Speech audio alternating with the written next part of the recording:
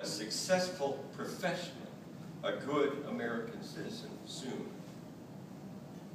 Thank you for believing in me, sir. Passos patted him reassuringly on the shoulder. Do come and see me again if there's anything, any problems you'd like to talk about. I shall never forget your kindness, not as long as I live. Feeling as if he had been a condemned man who had received a reprieve by the divine power of grace, Angelo stepped out of the luxurious office just as a small group of businessmen with blueprints under their arms arrived. Going down the elevator, he glanced at the check. He had to squint to keep the figures on it from swimming away. It was like one of the ancient miracles, a sign that there was an eye which saw in a scale wherein even the acts of the poor and unimportant were weighed.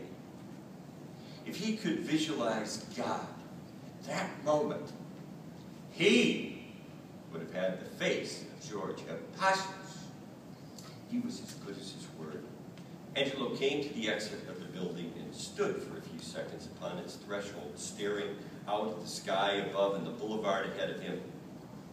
The kindness of people, he thought, their unexpected kindness. He was so excited that it seemed he was seeing ghosts in the sparse daylight. He had the check cashed at a local currency exchange and rushed to the post office a few blocks away.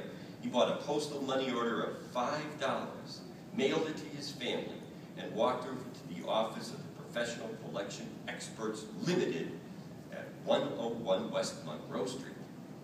He paid his debt, counting out the money to an agent, got a receipt, and took off, strutting boldly to the beat of an imaginary brass band.